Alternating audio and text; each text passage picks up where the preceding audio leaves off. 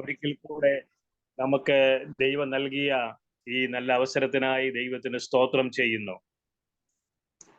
परमेश्वर ने ऐसा अवसर तैयार किया, इसलिए मैं परमेश्वर का महिमा करता हूँ।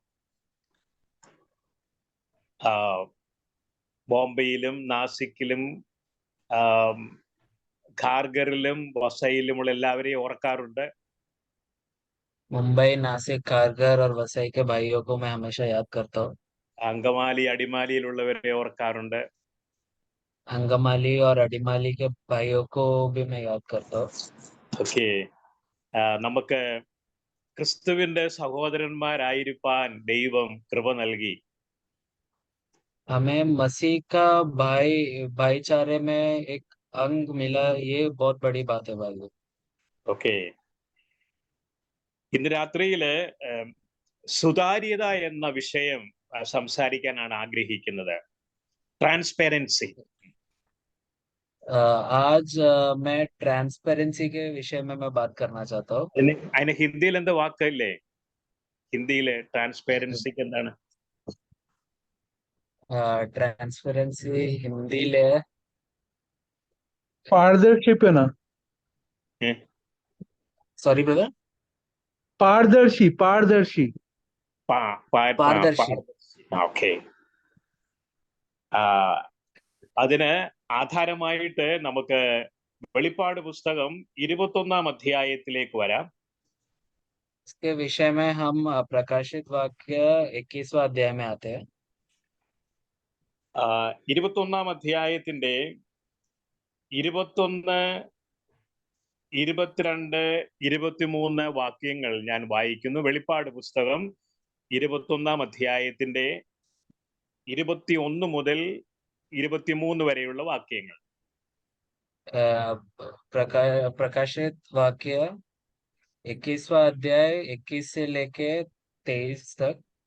ഓക്കെ, 12 ഗോപുരവും 12 മുത്ത്, ഓരോ ഗോപുരം ഓരോ മുത്ത് കൊണ്ടുള്ളതും നഗരത്തിന്റെ വീതി സ്വച്ഛ സ്ഫടികത്തിന് തുല്യമായ തങ്കവും ആയിരുന്നു. മന്ദിരം അതിൽ കണ്ടില്ല. സർവശക്തിയുള്ള ദൈവമായ കർത്താവും കുഞ്ഞാടും അതിൻ്റെ മന്ദിരം ആകുന്നു. നഗരത്തിൽ പ്രകാശിപ്പാൻ സൂര്യനും ചന്ദ്രനും ആവശ്യമില്ല. ദൈവ തേജസ് അതിനെ പ്രകാശിപ്പിച്ചു.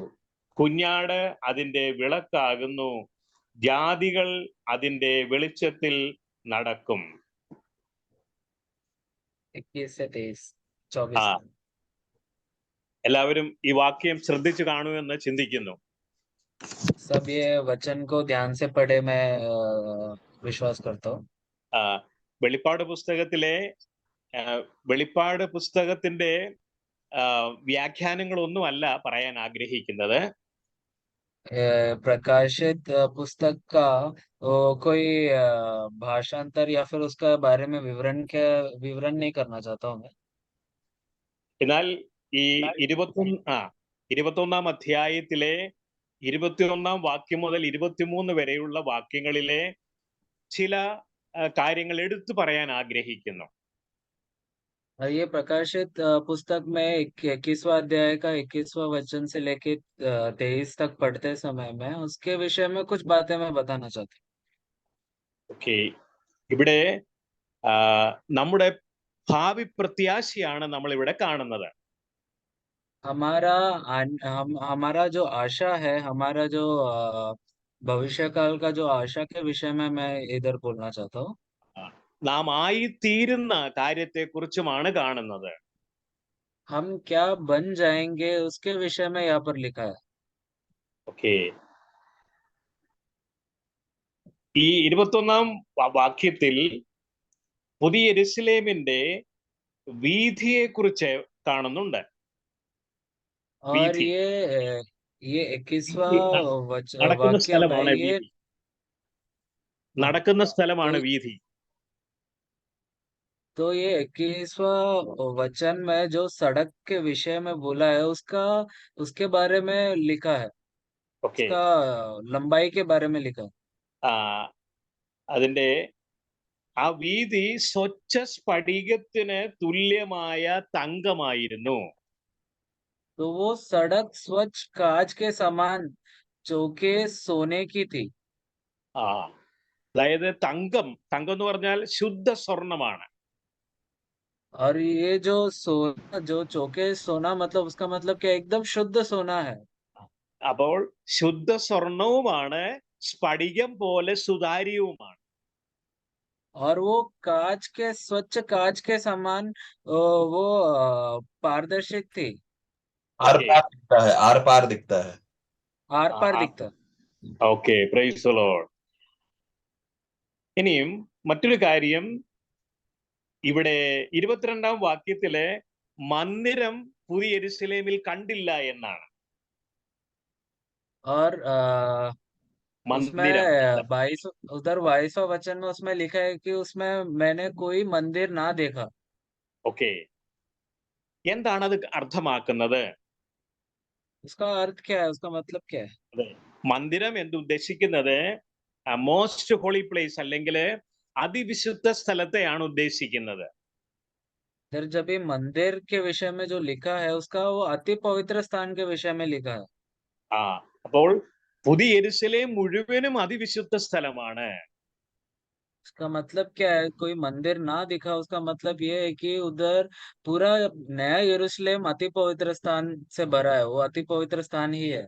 ആ അതുകൊണ്ടാണ് നമുക്ക് അവിടെ മനസ്സിലാക്കാൻ കഴിയും. അതുകൊണ്ട് സർവശക്തിയുള്ള ദൈവമായ കർത്താവും കുഞ്ഞാടും അതിന്റെ മന്ദിരമാകുന്നു.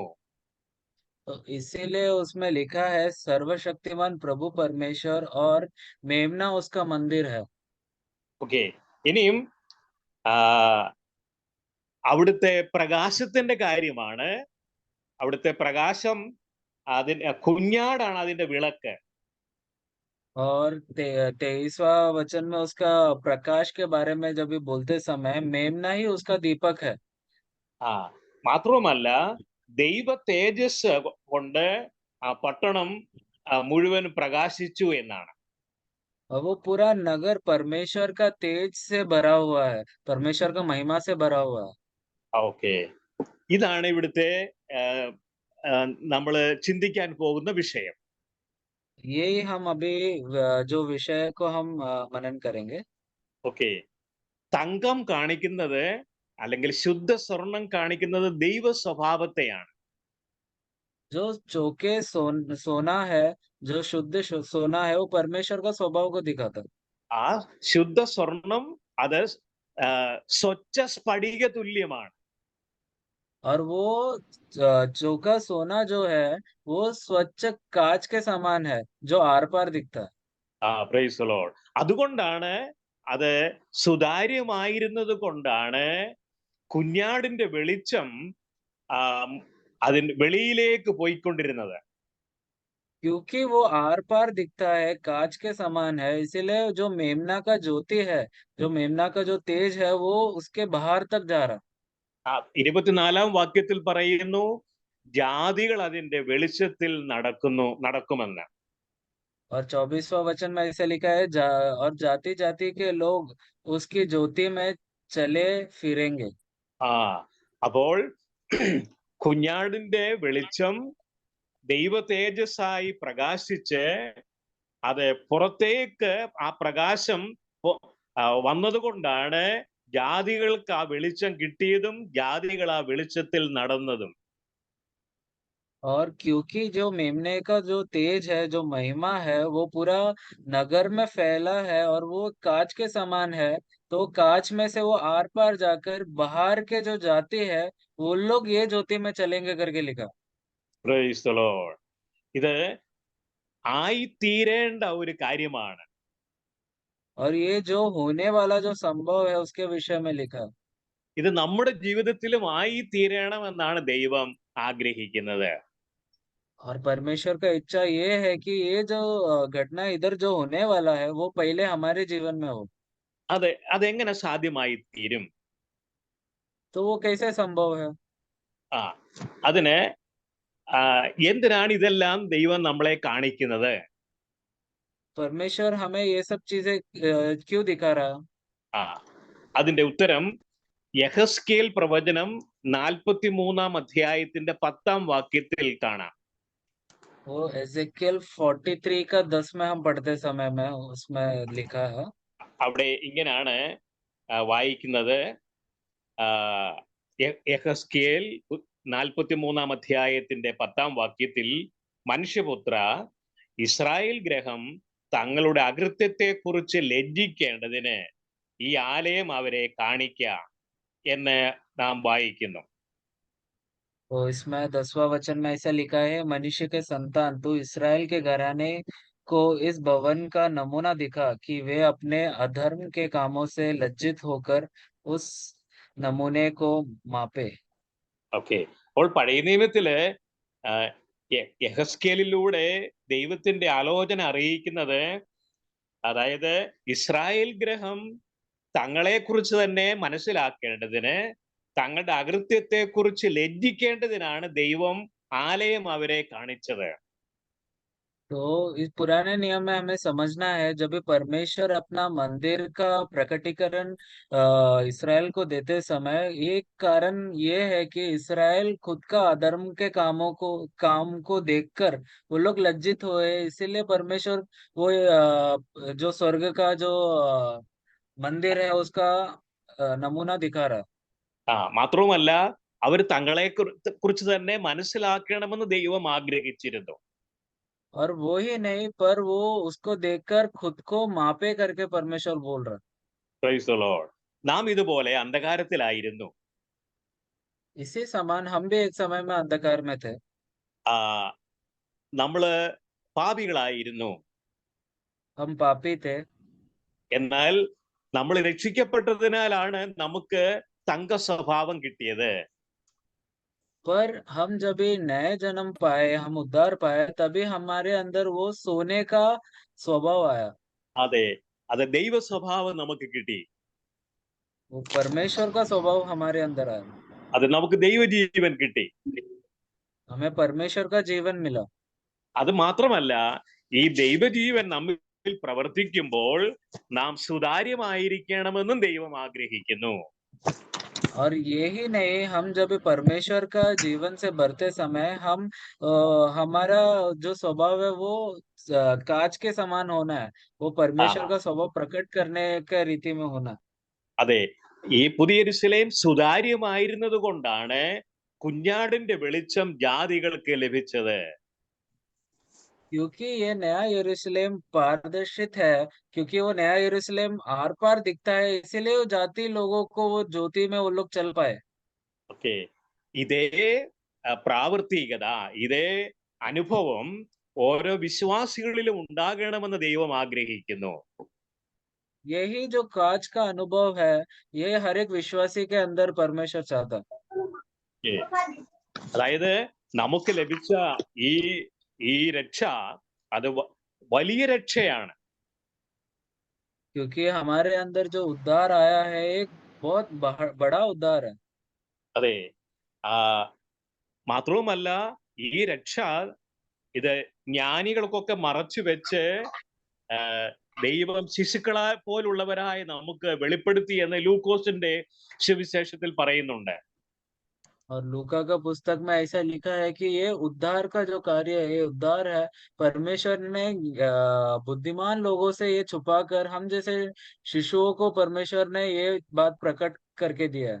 ഓക്കെ, ജ്ഞാനി ലോകം സേ എന്നുള്ളതാണ് ഒന്നുകൂടെ വ്യക്തം. ജ്ഞാനികളിൽ നിന്ന് മറച്ച്, हाँ, ज्ञानियों से छुपाकर। അതായത് ലൂക്കോസിന്റെ സുവിശേഷം 10 അധ്യായത്തിന്റെ 21 വാക്യത്തിൽ കർത്താവ് തന്നെ ഇത് പറയുന്നുണ്ട്. लूका का पुस्तक 10वां अध्याय 21वां वचन में परमेश्वर बोल रहा। പ്രകാരം ഞാൻ വായിക്കുന്നു. ആ നാഴികയിൽ അവൻ പരിശുദ്ധാത്മാവിൽ ആനന്ദിച്ച് പറഞ്ഞത്, പിതാവേ, സ്വർഗത്തിനും ഭൂമിക്കും കർത്താവായുള്ളവേ, നീ ഇവ ജ്ഞാനികൾക്കും വിവേകികൾക്കും മറച്ച് ശിശുക്കൾക്ക് വെളിപ്പെടുത്തിയത് കൊണ്ട് ഞാൻ നിന്നെ വാഴ്ത്തുന്നു. അതേ പിതാവേ, ഇങ്ങനെ നിനക്ക് പ്രസാദം തോന്നിയല്ലോ എന്ന് കർത്താവ് പ്രാർത്ഥിക്കുന്നു. इधर प्रभु का प्रार्थना हम देखते हैं, उसी घड़ी वो पवित्र आत्मा से होकर आनंद से भर गया और कहा, हे पिता, स्वर्ग और पृथ्वी के प्रभु, मैं तेरा धन्यवाद करता हूँ कि तू तूने इन बातों को ज्ञानियों से समझदारों से छिपा रखा और बालकों पर प्रकट किया. ഓക്കെ, ഇതേക്കുറിച്ച് യെശയ്യാവിന്റെ പുസ്തകത്തില് പറയുന്നുണ്ട്. യെശയ്യാവിന്റെ പുസ്തകം 53-ാം അധ്യായത്തിന്റെ 1-ാം വാക്യത്തിൽ ഇങ്ങനെയാണ് പറയുന്നത്: ഞങ്ങൾ കേൾപ്പിച്ചത് ആർ വിശ്വസിച്ചിരിക്കുന്നു, യഹോവയുടെ ഭുജം ആർക്ക് വെളിപ്പെട്ടിരിക്കുന്നു എന്ന് ചോദിക്കുന്നു. യെശയ്യാവ് 53 53 का 1 में ऐसा लिखा है, जो जो समाचार हमें दिया गया उसका किसने विश्वास किया, और यहोवा का भुज बल किस पर प्रकट हुआ. ഓക്കെ, യഹോവയുടെ ഭുജം എന്നുള്ളത് യഹോവയുടെ ഭുജം യേശു കർത്താവിനെയാണ് കാണിക്കുന്നത്. और जो यहोवा का भुजबल जो लिखा है उधर, वो भुजबल किसको प्रकट करते हैं? आपने यीशु मसीह को प्रकट कर रहे हैं. അതെ, അപ്പോൾ ദൈവം ഈ രക്ഷയും യേശുക്രിസ്തുവിലൂടെയുള്ള രക്ഷയും യേശുക്രിസ്തുവിനെയും നമുക്ക് വെളിപ്പെടുത്തി തന്നു. और जो परमेश्वर का उद्धार है, ये यीशु मसीह को ही परमेश्वर ने हमें प्रकट किया है. Praise the Lord. അങ്ങനെ നമ്മള് ധന്യരായി തീർന്നു, നമ്മള് ദൈവരാജ്യത്തിന്റെ അവകാശികളായി തീർന്നു. हम धन्य बन गए और परमेश्वर का मिराज का हकदार बन गए. അതെ, അത് മാത്രമല്ല, നമുക്ക് ദൈവ സ്വഭാവം ദൈവം നൽകി. केवल यही नहीं, परमेश्वर ने हमें परमेश्वर का स्वभाव भी हमें दिया है. അതെ, നാം ക്രിസ്തുവിന്റെ മനസ്സുള്ളവരാണ്. हम मसीह के मन मन में हो. എന്നാൽ അതോടൊപ്പം തന്നെ ഇത് ഇത് ആ ഇത് സുതാര്യമായിരിക്കണമെന്നും ദൈവം ആഗ്രഹിക്കുന്നു. केवल यही नहीं, पर वो स्वभाव हम एक कांच के समान, वो कांच कैसे आर पार दिखता है, वैसे हम भी हो करके परमेश्वर चाहता है. ഓക്കെ, ഇതേക്കുറിച്ച് യേശു കർത്താവ് പറഞ്ഞു, വിളക്ക് കൊളുത്തി ആരും അത് പറയിൻ കീഴ് വെക്കരുത്, കട്ടിലിന്റെ കീഴിലും വെക്കരുത് എന്നാണ് ദൈവവചനം പറയുന്നത്. परमेश्वर का वचन ऐसा कहता है कि तुम एक बार दीपक जलाने के बाद उसको तुम ढक कर नहीं रखते हो, छुपा कर नहीं रखते हो. ലൂക്കോസിന്റെ സുവിശേഷം 8-ാം അധ്യായത്തിലാണെന്ന് തോന്നുന്നു. 8-ാം അധ്യായത്തിന്റെ 16-ാം വാക്യത്തില് ആണ്. അതെ, ലൂക്കോസിന്റെ സുവിശേഷം 8-ാം അധ്യായത്തിന്റെ 16-ാം വാക്യം ഇങ്ങനെ പറയുന്നു: വിളക്ക് കൊളുത്തിയിട്ട് ആരും അതിനെ പാത്രം കൊണ്ട് മൂടുകയോ കട്ടിൽ കീഴെ വെക്കുകയോ ചെയ്യാതെ അകത്തു വരുന്നവർ വെളിച്ചം കാണേണ്ടതിന് തണ്ടിന്മേൽ അത്രേ വയ്ക്കുന്നത്. तो लूका का पुस्तक 8 का 16 में ऐसे लिखा है, कोई दिया भर के बर्तन से नहीं छिपाता और ना काट के नीचे रखता है, परंतु दीवट पर रखता है कि भीतर आने वाले प्रकाश पाए. ഓക്കെ, അപ്പോൾ പുതിയ യെരൂശലേമിന്റെ പ്രകാശം അത് മറഞ്ഞിരുന്നില്ല, അത് വെളിയിലേക്ക് ആ പ്രകാശം ഒഴുകിയത് ജാതികൾക്ക് ലഭിച്ചു എന്നുള്ളതാണ്. और हम जैसे पहले भी हम पढ़े, जो नया यरूशलेम का जो प्रकाश है, वो उधर वो छुप कर या फिर एक जगह पर नहीं रहा, पर वो आर पार जाकर जातियों को चलने के लिए ज्योति बन गया. ഇത് നമ്മെ തന്നെ ശോധന ചെയ്യാൻ വേണ്ടിയും കൂടെയാണ്. ये चीज परमेश्वर ने प्रकट किया है कि हम खुद को जांचे. അതെ, നമുക്ക് വെളിച്ചം കിട്ടി. हमें परमेश्वर ने तो प्रकाश दिया है. അതെ, എഫെസ്യ ലേഖനത്തിൽ പറയുന്നു, നാം മുൻപേ ഇരുളായിരുന്നു, ഇപ്പോഴോ കർത്താവിൽ വെളിച്ചമാകുന്നു എന്നാണ്. पर एफिसियों का पुस्तक में ऐसा लिखा है कि हम एक समय में अंधकार में थे, पर अभी हम प्रभु में ज्योति हो गए. അത് ഓക്കെ, അപ്പോൾ വിളക്ക് കൊളുത്തിയിട്ട് ആരും അതിനെ പാത്രം കൊണ്ട് മൂടരുതെന്ന ലൂക്കോസിന്റെ സുവിശേഷത്തിൽ പറയുന്നത്. अभी लूका में हम जैसे कि पढ़े, दिया भर के बर्तन के नीचे कोई नहीं छिपाता. എന്നാല് മത്തായിയുടെ സുവിശേഷത്തില് അത് പറ കൊണ്ട് മൂടി വെക്കരുതെന്ന് പറയുന്നുണ്ട്. और പറ മീൻസ് അതൊരു മെഷറിംഗ് വെസലാണ്. एक मत्ती का पुस्तक में ऐसा लिखा है कि तुम दीपक जला के एक माप लेने वाला बर्तन के नीचे ना रखे। ഓക്കെ. അപ്പോഴ് ഇതെന്താണ് അർത്ഥമാക്കുന്നത്? इसका अर्थ क्या है? അത് ആ മെഷറിംഗ് വെസല് അത് നമ്മുടെ ബിസിനസ്സിനെ അല്ലെങ്കിൽ അതിൽ വ്യവഹാര അല്ലെങ്കിൽ അതെ വ്യാപാരത്തെയാണ് കാണിക്കുന്നത്. വ്യാപാരം वो മീൻസ് माप ബിസിനസ്. लेने वो माप लेने वाला बर्तन, उसका अर्थ, असली अर्थ क्या है? वो एक व्यापार को दिखाता, ഓക്കെ. നമുക്ക് बिजनेस को ദൈവത്തിന്റെ दिखाता। അതെ ദൈവത്തിന്റെ കരുണയാൽ നമ്മൾ അന്ധകാരത്തിൽ നിന്ന് ദൈവം നമ്മളെ അത്ഭുത പ്രകാശത്തിലേക്ക് കൊണ്ടുവന്നു. हाँ, हमें परमेश्वर ने तो अंधकार से लेकर हमें अद्भुत ज्योति में लेकर आया है। അതെ, ക്രിസ്തു നമ്മിൽ വെളിച്ചമായി വന്നു. मसीह हमारे अंदर ज्योति बनकर आया।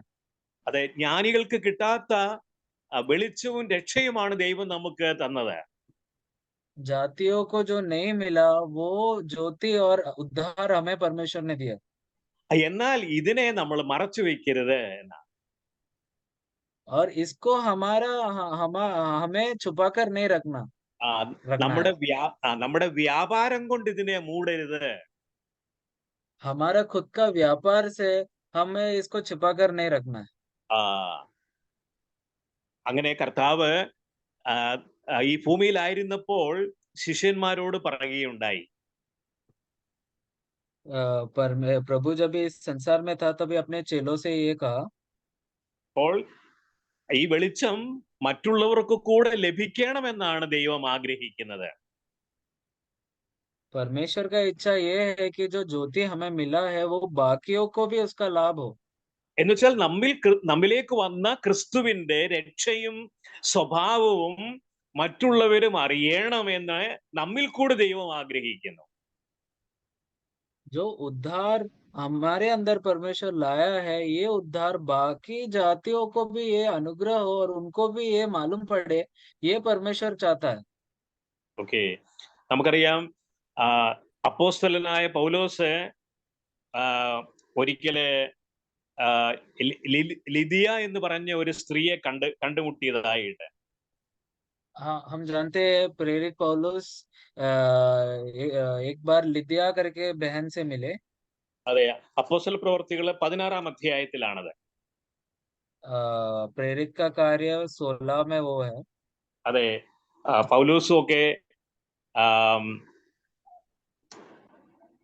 അതെ ഫിലിപ്പിയ പട്ടണത്തിലേക്ക് ചെന്നു. जब भी पौलुस फिलिपी जो नगर है उधर पहुंचा तभी അവിടെ ശബ്ബത്ത് നാളില് പ്രാർത്ഥനാ സ്ഥലം എന്ന് കാണുമെന്ന് കരുതി അവർ പുഴവക്കത്ത് പോയി. और वो तभी पौलुस ने प्रार्थना के लिए एक नदी किनारे गया। നമുക്കറിയാം അപ്പോസ്തല പ്രവർത്തികൾ 16-ാം അധ്യായത്തിന്റെ 13-ാം വാക്യം. ശബ്ബത്ത് നാളിൽ ഞങ്ങൾ ഗോപുരത്തിന് പുറത്തേക്ക് പോയി അവിടെ പ്രാർത്ഥനാ സ്ഥലം ഉണ്ടായിരിക്കും എന്ന് ഞങ്ങൾ വിചാരിച്ചു. പുഴവക്കത്തിരുന്ന് അവിടെ കൂടി വന്ന സ്ത്രീകളോട് സംസാരിച്ചു. തുയഥൈരിയ പട്ടണക്കാരത്തിയും രക്താംബരം വിൽക്കുന്നവളുമായ ലുദിയ എന്ന് പേരുള്ള ദൈവഭക്തയായ ഒരു സ്ത്രീ കേട്ടുകൊണ്ടിരുന്നു. പൗലോസ് സംസാരിച്ചത് ശ്രദ്ധിക്കേണ്ടതിന് കർത്താവ് അവളുടെ ഹൃദയം തുറന്നു. അവളും കുടുംബവും സ്നാനമേറ്റ ശേഷം നിങ്ങൾ എന്നെ കർത്താവിൽ വിശ്വസ്ത എന്ന് എണ്ണിയിരിക്കുന്നുവെങ്കിൽ എന്റെ വീട്ടിൽ വന്ന് പാർപ്പീൻ എന്നപേക്ഷിച്ച് ഞങ്ങളെ നിർബന്ധിച്ചു. ഇവിടെ ബിസിനസ്സുകാരത്തിയായ ഒരു സ്ത്രീ. 16 का 13, 14 और 15 ഇവിടെ അതെ ये लिदिया രക്താംബരം വിറ്റ് നടക്കുന്ന ഒരു സ്ത്രീയാണ്. जो ये लुदिया जो नामक जो स्त्री है वो बेंजनी कपड़े बेचने वाली स्त्री है, व्यापार करने वाली स्त्री है। ഇത് സ്ത്രീ അതെ ഇന്നും ഇതുപോലുള്ള ഈ പർപ്പിൾ നിറത്തിലുള്ള തുണികൾക്ക് വളരെ വിലയാണ്, സ്ത്രീകൾക്ക് വളരെ ഇഷ്ടവുമാണത്. और आज भी बैंगनी जो रंग है वो रंग के कपड़े बहुत महंगा बिकते हैं അതെ, और स्त्रियों को बहुत पसंद है। അതെ, അവൾ അങ്ങനെ ഒരു വ്യാപാരം ചെയ്യുന്ന സ്ത്രീ ആയിരുന്നിട്ട് കൂടിയും അവള് സുവിശേഷത്തിനു വേണ്ടി ഹൃദയം തുറന്നവളായിരുന്നു. ऐसा व्यापार करने वाली स्त्री होकर भी लुदिया का मन को प्रभु ने उसका मन को खोला, हृदय को खोला कि वो सुसमाचार सुने। അതെ, അത് നിമിത്തമാണ് അവളും കുടുംബവും കർത്താവിങ്കിലേക്ക് വന്നു. और उसके वजह से वो उस लिदिया और उसका पूरा कुटुंब परमेश्वर की അതെ ओर आ गए। അതെ, അവര് സ്നാനമേറ്റു. वो लोग बपतिस्मा लिए। ആ മാത്രമല്ല അവരുടെ ഭവനം അപ്പോസ്തലന്മാർക്ക് വേണ്ടി തുറന്നു. और केवल वही नहीं, पर उनका भवन को उन्होंने प्रेरितों के लिए खोला। എന്ന് വെച്ചാൽ അവരുടെ ബിസിനസ് അല്ലെങ്കിൽ അവരുടെ വ്യാപാരം ദൈവത്തിന്റെ പ്രവർത്തനത്തിന് ഒരു തടസ്സമായിരുന്നില്ല. और उसका मतलब ये है कि उनका जो व्यापार है, उनका जो बिजनेस है, परमेश्वर का कार्य के लिए रुकावट नहीं रहा। Okay, praise the Lord. ഇതാണ് നമുക്കും ഇന്ന് ആവശ്യമായിരിക്കുന്നത്. आज हमें भी ये बहुत बहुत അ- അ- जरूरतमंद അത- चीज है। അതാണ് വെളിപ്പാട് പുസ്തകത്തിലൂടെ നമുക്ക് ബോധ്യമാക്കി തരുന്നത്. वही हमें वो प्रकाशित पुस्तक में हम जो पढ़े थे उसमें അ- लिखा है। അതാണ് അതെ, ആ തങ്കം ആ തങ്കം സ്വച്ഛ സ്ഫടികത്തിന് തുല്യമായിരുന്നു. और वो जो सोना है, जो चौका सोना है, वो स्वच्छ कांच के समान है। Praise the Lord. അതുകൊണ്ട് ആ, ഇതിനെ നാം മറച്ചു വെക്കരുതെന്നാണ് ദൈവം ആഗ്രഹിക്കുന്നത്. और परमेश्वर ये चाहता है कि ये इसको हम छुपा कर ना रखे, ഓക്കെ, ढक कर ना रखे। അതെ, നമ്മുടെ യേശു കർത്താവും അവൻ എല്ലാവർക്കും ലഭ്യമായിരുന്നു. हमारे प्रभु यीशु मसीह वो सबके लिए उपलब्ध था। അതെ, അവന് കുഷ്ഠരോഗിക്കും ലഭ്യമായിരുന്നു. കുഷ്ഠരോഗി को कोड़े ആ कोड़े वाले बीमारी लोगों के लिए भी परमेश्वर उतना ही उपलब्ध था। ആ യേശു കർത്താവ് അവർക്ക് ലഭ്യമായിരുന്നു. अपना प्रभु यीशु मसीह उनके लिए उपलब्ध था। ഓക്കെ, അതോടൊപ്പം തന്നെ അതെ, പാപികളെ അതെ, നമുക്കറിയാം, ശമരിയക്കാരി സ്ത്രീയെ തേടി യേശു കർത്താവ് ചെന്നു. हम जानते हैं वो सामरी स्त्री को ढूंढकर प्रभु यीशु मसीह गया। ഓക്കെ, അപ്പോൾ പിതാവ് തെരഞ്ഞെടുത്തവരെ അവൻ അന്വേഷിക്കുകയായിരുന്നു. प्रभु यीशु मसीह जो पिता ने जिन लोगों को चुना है उनको ढूंढकर प्रभु यीशु मसीह जा रहा था। Praise the Lord. അപ്പോൾ അതെ, ഇതേ മനസ്സാണ് നമുക്കുണ്ടാകേണ്ടതെന്ന് ദൈവം ആഗ്രഹിക്കുന്നു. यही मन जो प्रभु यीशु मसीह में है वो हमारे अंदर भी हो, ये पिता का आग्रह। അതെ, 1 കൊരിന്ത്യർ ലേഖനം 2-ാം അധ്യായത്തിന്റെ 16-ാം വാക്യത്തിലുണ്ട്. पहला कोरिन्थियों 2:16 में हम पढ़ते हैं, അവിടെ ഇങ്ങനെയാണ്, കർത്താവിന്റെ മനസ്സറിഞ്ഞ് അവനെ ഗ്രഹിപ്പിക്കാകുന്നവനാർ, നാമോ ക്രിസ്തുവിന്റെ മനസ്സുള്ളവർ ആകുന്നു. क्योंकि प्रभु का मन किसने जाना है और कि उसे सिखलाए, परंतु Praise the हम Lord. में मसीह का मन है। അതെ അതെ, കർത്താവ് എപ്പോഴും പിതാവിനെ മറ്റുള്ളവർക്ക് വെളിപ്പെടുത്താൻ ആഗ്രഹമുള്ളവനായിരുന്നു.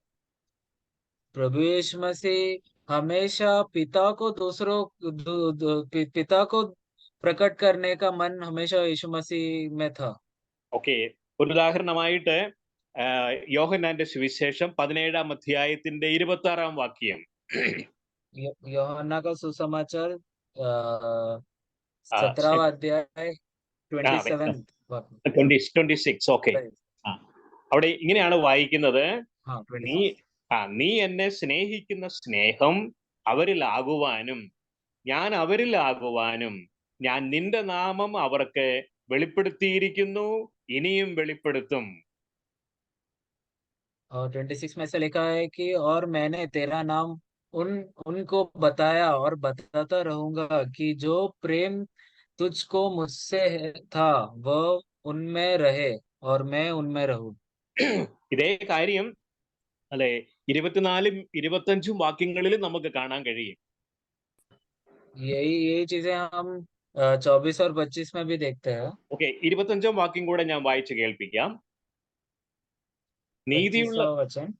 നീതിയുള്ള പിതാവേ, ലോകം നിന്നെ അറിഞ്ഞിട്ടില്ല, ഞാനോ നിന്നെ അറിഞ്ഞിരിക്കുന്നു. നീ എന്നെ അയച്ചിരിക്കുന്നു എന്ന് ഇവരും അറിഞ്ഞിരിക്കുന്നു. നീ എന്നെ സ്നേഹിക്കുന്ന സ്നേഹം അവരിൽ ആകുവാനും ഞാൻ അവരിൽ ആകുവാനും ഞാൻ നിന്റെ നാമം അവർക്ക് വെളിപ്പെടുത്തിയിരിക്കുന്നു. അപ്പോൾ കർത്താവ് 25। യേശു കർത്താവ് പിതാവിനെ നല്ലവണ്ണം അറിഞ്ഞവനാണ്. इसी समय यीशु मसीह पिता को अच्छी तरह से जाना है। അതെ, യേശു കർത്താവും പിതാവും ഒന്നാണ്. प्रभु यीशु और पिता एक है। എന്നാൽ നമുക്ക് വേണ്ടി അവൻ താണിറങ്ങി വന്നു. पर हमारे लिए इस संसार पर नम्र होकर यीशु मसीह आया। അതെ, അവന്റെ ഉള്ളിലെ ആഗ്രഹം ഈ പിതാവിനെ നമുക്ക് വെളിപ്പെടുത്തി തരണം. और प्रभु का आग्रह ये था कि पिता को कैसे भी हमारे अंदर प्रकट करे। ഓക്കെ, അപ്പോൾ സ്വർഗത്തിൽ ഉള്ള ഈ ദൈവത്തെ നമുക്ക് പിതാവായി പരിചയപ്പെടുത്തുകയാണ് യേശു കർത്താവ് ചെയ്തത്. और जो स्वर्ग में जो परमेश्वर है, हमें यीशु मसीह ने पिता के पिता है करके प्रकट किया है हमें। ഓക്കെ, എന്നിട്ട് കർത്താവ് ഇങ്ങനെ പറഞ്ഞു, യോഹന്നാന്റെ സുവിശേഷം 14-ാം അധ്യായത്തിന്റെ 9-ാം വാക്യത്തില് ഇങ്ങനെയാണ്, എന്നെ കണ്ടവൻ പിതാവിനെ കണ്ടിരിക്കുന്നു എന്ന് പറഞ്ഞു. യോഹन्ना 14:9 में ऐसे लिखा है, जिसने मुझे देखा है उसने पिता को देखा है।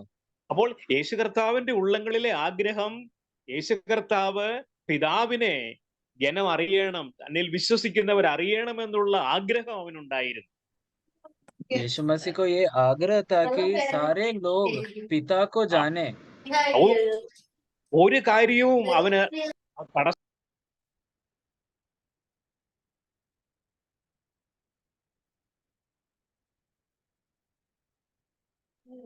അങ്കിളെ മ്യൂട്ട് ആയി പോയെ, യോഹന്നാൻ അങ്കിളെ മ്യൂട്ട് ആയി പോയെ. ഇപ്പൊ കേൾക്കാമോ? Yes yes yes. ഒരു കാര്യവും അതിന് തടസ്സമായിരുന്നില്ല. और कोई भी बात उसको रोकने के लिए नहीं था। ഇതാണ് അത് വിളക്ക് കൊളുത്തി പറയിൻ കീഴ് വെക്കരുതെന്ന് പറയുന്നത്. इसी का मतलब है कि जब भी तुम दीपक जलाते हो उसको छुपाकर ना रखे। ഓക്കെ, നമുക്ക് ലഭിച്ച വെളിച്ചം, അതെ, നമ്മുടെ ജോലി നിമിത്തമോ നമ്മുടെ ഏതെങ്കിലും ഭൗതിക ജീവിത നിമിത്തമോ മറയുവാനിടയാകരുത്. हाँ, हमें जो परमेश्वर से प्रभु से हमें जो ज्योति मिला है, हमारे दिन भर दिन का जिंदगी के द्वारा या फिर हमारा कार्य या हमारा व्यापार के द्वारा हमें उसको छिपा कर ना रखना, नहीं ഓക്കെ, रखना। അതെ, ഇത് മനസ്സിലാക്കിയാൽ അപ്പോസ്തലൻ പറയുന്ന ഒരു കാര്യമുണ്ട്, അതെ, മരിച്ചവരുടെ ഇടയിൽ നിന്ന് എഴുന്നേൽക്ക, എന്നാൽ ക്രിസ്തു നിന്റെ മേൽ പ്രകാശിക്കുമെന്നാണ്.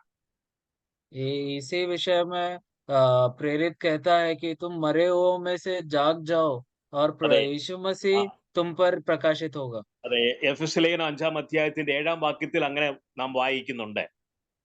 एफिसियों 5:7 में ऐसा लिखा है। അതെ, നമ്മുടെ മേൽ പ്രകാശിക്കാൻ കർത്താവിന് ആഗ്രഹമുണ്ട്. हमारे ऊपर जो ज्योतिर्मय होने का परमेश्वर का आग्रह है। പക്ഷേ നാം അവന് വേണ്ടി അവനിലേക്ക് തിരിഞ്ഞവരായിരിക്കണം. और उसके लिए हमें क्या करना है? हमें हमेशा ये परमेश्वर की ओर मुड़ना है। അതെ, നമ്മുടെ ജീവിതം കൊണ്ട് നാം പലതും നമുക്ക് ലഭിച്ച വെളിച്ചത്തെ അല്ലെങ്കിൽ ലഭിച്ച ക്രിസ്തുവിനെ നാം പലപ്പോഴും മറച്ചു വെക്കാൻ കാരണമായി തീരും. हमारे कार्यों से बहुत बार ऐसे होता है कि हमें जो ज्योति मिला है वो ज्योति को हम छुपा देते हैं। അതെ, നമുക്ക് എല്ലാവർക്കും നമ്മുടേതാകുന്ന സ്വാതന്ത്ര്യമുണ്ട്. क्योंकि हमारे अंदर हमारा एक स्वतंत्रता है। ദൈവം നമുക്ക് നൽകിയ ഒരു അനുഗ്രഹമാണ്, നമുക്കൊരു സ്വതന്ത്ര ഇച്ഛാശക്തി, ഒരു ഫ്രീ വിൽ നമുക്ക് ദൈവം നൽകിയിട്ടുണ്ട്. परमेश्वर ने हमें खुद का इच्छा दिया है। ഓക്കെ, അത് നമുക്ക് ഇഷ്ടം പോലെ ഉപയോഗിക്കാം. और उसका हम उपयोग कर सकते हैं खुद के हिसाब അതെ, से। പക്ഷേല് നമ്മുടെ ചുറ്റുമുള്ളവർ ഇതിനെ കാണുന്നു എന്ന് നാം മറന്നു പോകരുത്. पर हमें ये नहीं भूलना है कि हमारे आस पड़ोस में जो भी है सब इसको ध्यान से देखते हैं करके हमें नहीं भूलना। അതെ, പ്രത്യേകിച്ച് നമ്മുടെ ഭവനത്തിലുള്ളവരും നമ്മളെ ശ്രദ്ധിക്കുന്നുണ്ടായിരിക്കും. और हमारे നമ്മ भवन में जो रहते हैं हमारे एकदम ആ, निकट रहने वाले लोग ज्यादा इसके അതെ ऊपर അതെ. नजर रखते हैं करके हमें याद रखना। ഒരു ഉദാഹരണമാണ്, അബ്രഹാം മിസ്രൈമിൽ പോയപ്പോൾ സാറ തന്റെ സഹോദരിയാണെന്ന് പറഞ്ഞു. अ, इसका एक एग्जाम्पल हम देखते समय अब्राहम मिस्र में जाने के समय में सारा उसका बहन है करके उसने बोला। അതെ, ഉൽപ്പത്തി പുസ്തകം 12-ാം അധ്യായത്തിന്റെ 10 മുതലുള്ള വാക്യങ്ങൾ വായിക്കുമ്പോൾ അങ്ങനെ ഒരു സംഭവം നമുക്ക് അവിടെ കാണാം. उत्पत्ति 12 का 10 से हम पढ़ते समय में वो संभव को हम देखते हैं। എന്നാൽ ആ, ഇസഹാക്കും ഇത് തന്നെ ആവർത്തിച്ചു എന്നാണ് കാണാൻ കഴിയുന്നത്. और आगे जाके हम पढ़ते समय में हमें ये जानने मिलता है कि इसहाक ने भी यही चीज किया। അതായത് ഉൽപ്പത്തി പുസ്തകം 26-ാം അധ്യായത്തിൽ അതെ ഇസഹാക്കും ഇതേ രീതി സ്വീകരിച്ചു എന്ന് കാണുന്നുണ്ട്. हम देखते हैं उत्पत्ति 26 में भी इसहाक ने भी यही चीज बोला, अपना पत्नी को बहन करके बोला करके लिखा है। അപ്പോൾ നാം നമ്മുടെ സ്വതന്ത്ര ഇച്ഛയ്ക്ക് ഒത്തവണ്ണം എങ്ങനെയെങ്കിലും ജീവിച്ചാൽ ചിലപ്പോൾ ഭവനത്തിലുള്ള നമ്മുടെ കുഞ്ഞുങ്ങളും അത് തന്നെ പിൻപറ്റാൻ കാരണമായി തീരും.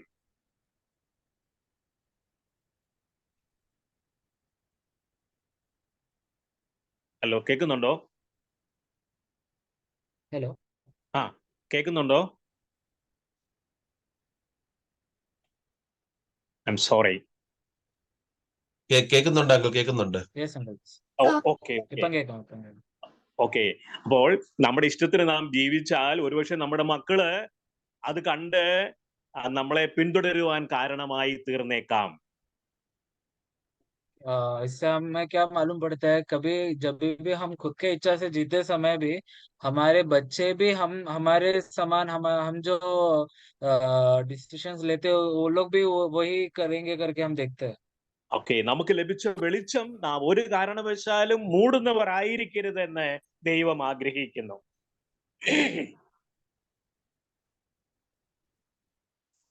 അതെ, परमेश्वर ये चाहता है कि हमें जो ज्योति मिला है वो हम छिपा कर ना रखें।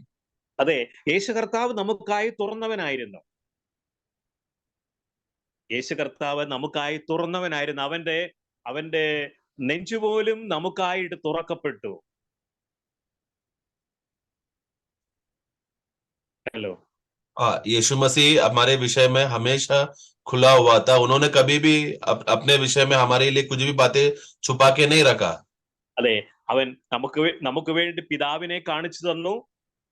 उन्होंने अपने आप को, अपना पिता को उन्होंने हमें बता के दिया। ആ പിതാവിങ്കിലേക്ക് വഴി തുറക്കേണ്ടതിന് അവൻ തന്നെത്താൻ ക്രൂസിൽ തുറന്നു. और हमें पिता के पास पहुंचाने के लिए क्रूस में अपना जान देकर रास्ता खोला। അതെ, കള്ളന്മാരുടെ നടുവിലാണ് അവൻ ക്രൂശിക്കപ്പെട്ടത്. हम देखते हैं कि प्रभु चोरों के बीच में क्रूसित हुआ। നഗ്നനായി അവന് ക്രൂശിൽ അർപ്പിക്കപ്പെട്ടു. यहाँ तक कि उनको पूर्ण रीति से नंगा कर दिया था, उतना रीति से प्रभु झुक गया। അതെ, ഈ കർത്താവിന്റെ മനസ്സുള്ളവരായിരിക്കണം നാം എന്ന ദൈവം ആഗ്രഹിക്കുന്നത്. और इस महान प्रभु का मन के समान हमें होना है करके ये परमेश्वर का आग्रह है। എന്നാൽ നമ്മുടെ സ്വന്തം ഇഷ്ടത്തിനൊത്തവണ്ണം നാം ജീവിച്ചാൽ അതിന്റെ പരിണിത ഫലവും ഉണ്ടാകും. परंतु जो कोई भी अपना स्वयं के इच्छा के अनुसार जिएगा तो उसका फल भुगतना पड़ेगा। എന്നാൽ നാം നമ്മെ തന്നെ തുറക്കുന്നുവെങ്കിൽ അതെ അനുഗ്രഹത്തിന്റെ പാതയിലേക്ക് നാം എത്തിച്ചേരും. परंतु अगर हम अपने आप को प्रभु के सामने खोल देंगे तो वो एक आशीष का कारण बन जाएगा। നമുക്കറിയാം, പഴയ നിയമത്തിലെ ഒരു കുഷ്ഠരോഗി ഉണ്ടായിരുന്നു. हम जानते हैं पुराने नियम में कोड़े के बीमारी का एक व्यक्ति था। അതെ, രണ്ട് രാജാക്കന്മാരുടെ പുസ്തകം 5-ാം അധ്യായം. दूसरा राजा का पुस्तक उसका 10वां अध्याय में। അതെ, അവനത് മറച്ചു വെച്ചു. പക്ഷെ ഒരു നാൾ അത് അവൻ സമ്മതിച്ചു. वो उसने काफी समय तक उसने छुपा के रखा, लेकिन एक दिन उसने बाहर प्रकट किया।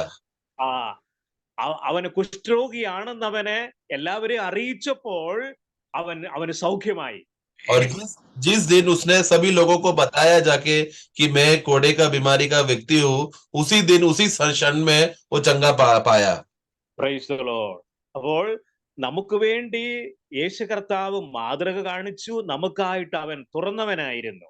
उसी रीति से प्रभु यीशु मसीह का स्वभाव का हम देखते हैं कि वो एक हमारे लिए एक अच्छा आदर्श था, एक अच्छा नमूना था, क्योंकि उन्होंने हमारे लिए सब बातें खोलकर दिखाया, छुपाया नहीं कुछ भी। അതെ, ഈ കർത്താവിലേക്ക് തിരിയുമ്പോഴാണ് അതെ നമ്മള് 2 കൊരിന്ത്യർ ലേഖനം 3-ാം അധ്യായത്തിന്റെ 16-ാം വാക്യം പറയുന്നുണ്ട്, മൂടുപടം നീങ്ങുമ്പോഴാണ് നാം തേജസ്സിന്മേൽ തേജസ് പ്രാപിക്കുന്നത്.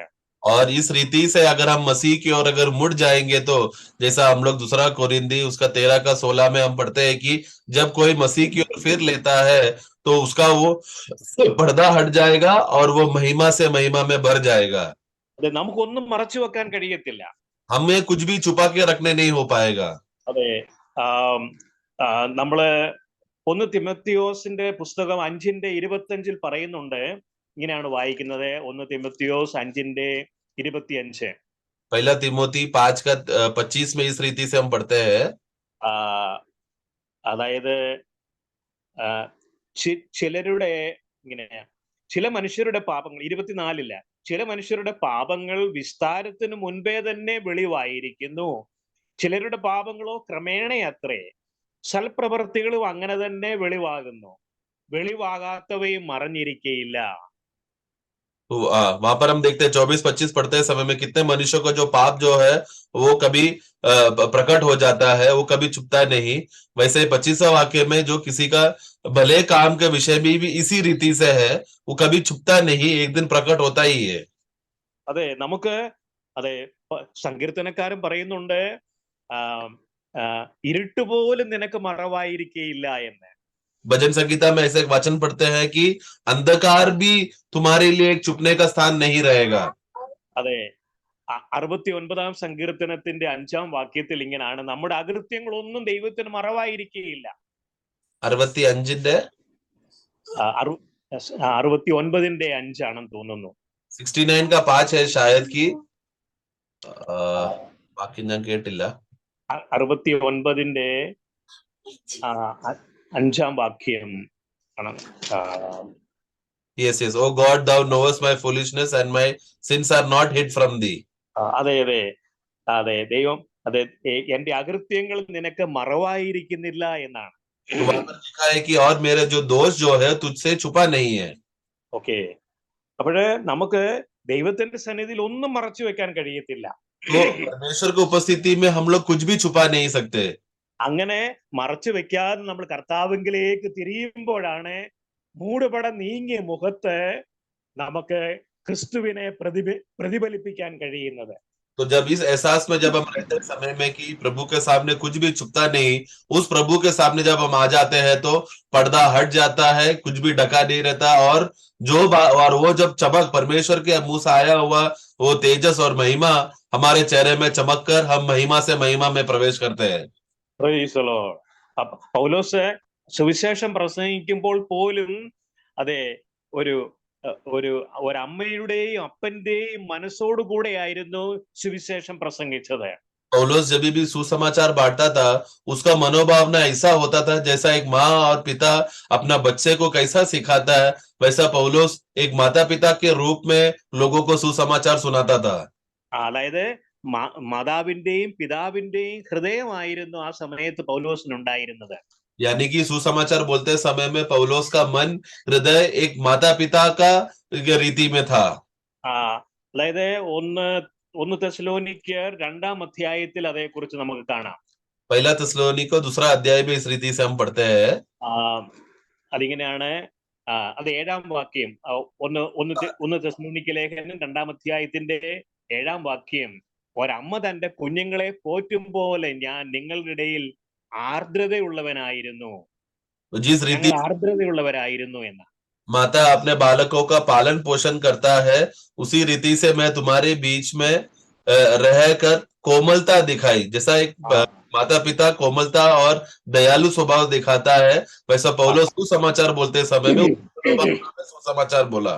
ഇനി 12-ാം വാക്യത്തിൽ പറയുന്നത്, और 12वां वाक्य में हम देखते हैं, ഞങ്ങൾ നിങ്ങളിൽ ഓരോരുത്തനെ അപ്പൻ മക്കളെ എന്ന പോലെ പ്രബോധിപ്പിച്ചും ഉത്സാഹിപ്പിച്ചും സാക്ഷ്യം പറഞ്ഞും പോന്നു എന്ന് നിങ്ങൾക്ക് അറിയാമല്ലോ.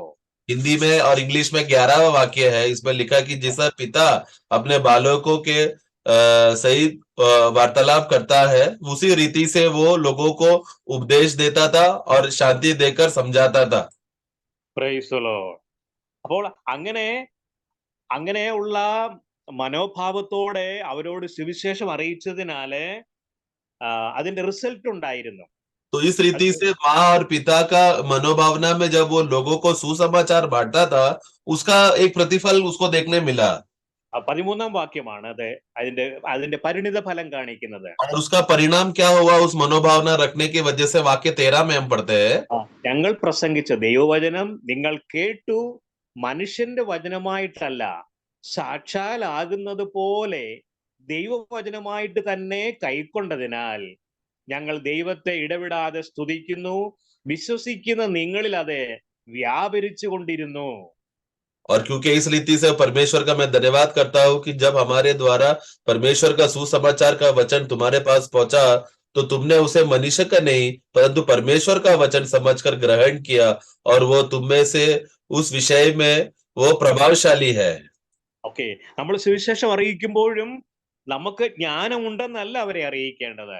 तो हम जब सुसमाचार बांटते समय में हम बहुत बड़े ज्ञानी हैं, हमको ज्यादा मालूम है, वो बताने के लिए नहीं सुसमाचार बांटना है.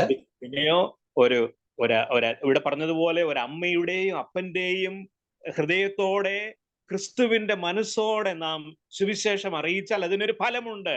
Amen. परंतु जैसे ऊपर हमने पढ़ा, एक माँ और पिता का मनोभावना के समान उस प्रेम में जब हम लोग उनको मनोभावना में जब सुसमाचार बांटते समय में, यीशु मसीह के मन की रीति से जब सुसमाचार बांटते समय में, उसका परिणाम एक लाभदायक रीति से फल आता है. അതെ, 13ാം വാക്യത്തിന്റെ ഒടുവിൽ പറയുന്നു, അത് കേട്ടവരിൽ വ്യാപരിച്ചു കൊണ്ടിരുന്നു, പ്രവർത്തിച്ചു കൊണ്ടിരുന്നു എന്നാണ്.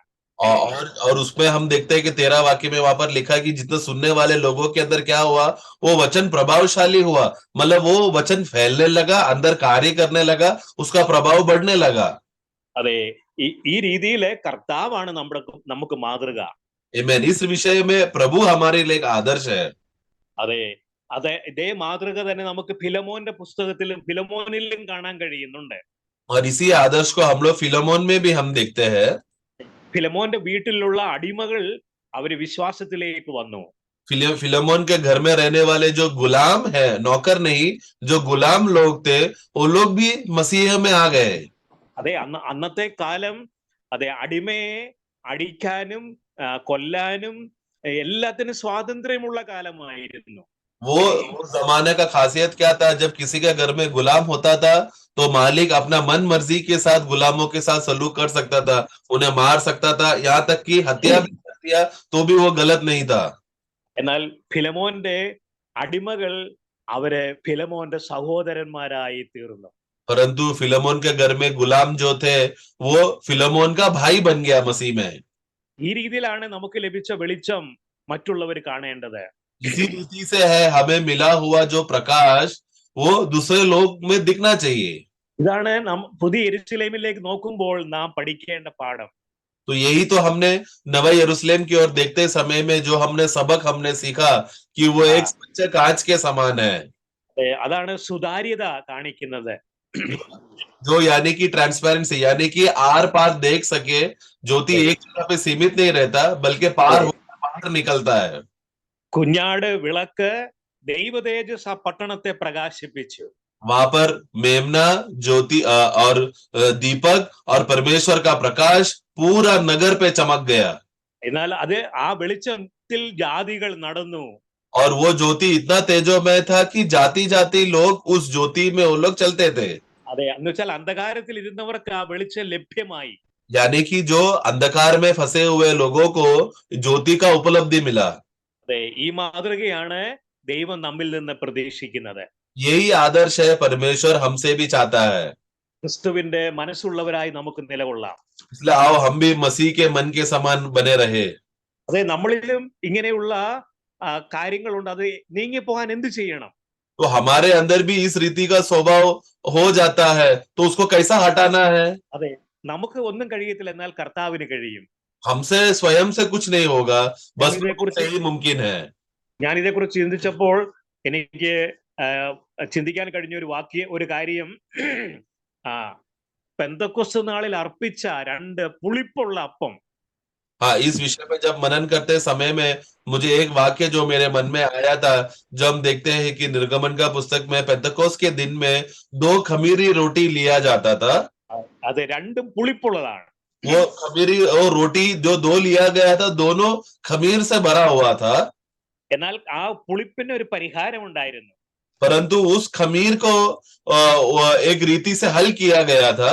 അല്ലെങ്കിൽ ആ പുളിപ്പിന്റെ പരിഹാരം അതിനോട് കൂടെ അർപ്പിക്കപ്പെട്ട യാഗവസ്തുക്കളായിരുന്നു. तो वो खमीर का हल कैसा निकाला जाता था? जो 2 रोटियों को जो लिया गया है, उसको वेदी में जो बलि के साथ उसको चढ़ाया जाता था. അതായത് ലേവ്യ പുസ്തകം 23-ാം അധ്യായത്തില് നമ്മൾ കാണുന്നുണ്ട്, लेवी का पुस्तक 23वां अध्याय में हम यह विषय को पढ़ते हैं. 18-ാം വാക്യം, उसका 18वां वाक्य में 23:18 അപ്പത്തോടുകൂടെ 1 വയസ്സ് പ്രായമുള്ള ഊനമില്ലാത്ത 7 ചെമ്മരിയാട്ടിൻ കുട്ടിയെയും 1 കാളക്കുട്ടിയെയും 2 മുട്ടാടിനെയും അർപ്പിക്കണം. तो वहां पर रोटी के साथ साथ 1 वर्ष का 7 निर्दोष भेड़ के बच्चे, 1 बछड़ा और 2 मेढ़े को चढ़ाना है. അതെ, അപ്പൊ ഈ പുളിപ്പിന്റെ പരിഹാരം അതെ ഈ കുഞ്ഞാടിലായിരുന്നു. तो वो खमीर जो था, खमीरपन का जो स्वभाव था, उसका हल कैसे निकला? जो बलिदान किया हुआ उस पशु में था. ഓക്കെ, നമ്മളിലുള്ള എല്ലാ മറവും മാറിപ്പോകുവാൻ ക്രിസ്തുയേശുവിന്റെ രക്തം ഇന്ന് നമുക്ക് ലഭ്യമാണ്. मैं तो उसी रीति से हमारे अंदर जो भी खमीरपन का स्वभाव है, जो भी पाप का स्वभाव है, जो हमसे चिपका हुआ है और जो हमारे अंदर छुपा हुआ है, उसको बाहर प्रकट करके खत्म करने का जो हल है, वो प्रभु यीशु मसीह का बलिदान में है. അതെ അതെ, കർത്താവ് ചൊരിഞ്ഞ രക്തത്തെ നമ്മൾ അതിനെ മാലിന്യമെന്ന് നിരൂപിക്കരുത് എന്ന് എബ്രായ ലേഖനം 10-ാം അധ്യായത്തിന്റെ 29-ാം വാക്യം പറയുന്നു. और इब्रानी को पुस्तक 10 का 29 में हम पढ़ते समय में वहां पर हमें चेतावनी देता है कि यीशु मसीह ने जो बहाया हुआ लहू को उसको कलंकित ना करे या हल्के से ना ले. അതെ, നമുക്ക് ആ രക്തത്തിന്റെ മറവിൽ അഭയം തേടാം. इसलिए उस लहू को मूल्यता समझकर उसमें छुप जाए. അതെ, എല്ലാ മറവിനെയും അത് നീക്കും. और जो भी बातें ढका हुआ अवस्था में है, हमारा स्वाभाविक रीति से छुपा हुआ बातों को, वो सभी बातों को वो निकाल देता है. ക്രിസ്തുവിന്റെ വെളിച്ചം പ്രകാശിപ്പിക്കുന്നവരായി പകർന്നു കൊടുക്കുന്നവരായി നിലകൊള്ളുവാൻ കർത്താവ് നമ്മെ ബലപ്പെടുത്തും. और प्रभु और ऐसा रहा समर्पण किया तो मसीह का ज्योति जो है वो हमारे अंदर चमकेगा और दूसरों में फैलेगा. നമ്മെ ദൈവം അതിന് സഹായിക്കട്ടെ. उसके लिए प्रभु हम सबको सहायता करे. Praise the Lord. നമുക്ക് അതിനെ കർത്താവിൽ ആശ്രയിക്കുകയും പ്രാർത്ഥിക്കുകയും ചെയ്യാം. इस विषय में आओ हम लोग प्रभु पर ही निर्भर करें और प्रार्थना में बने रहे. ഓക്കെ.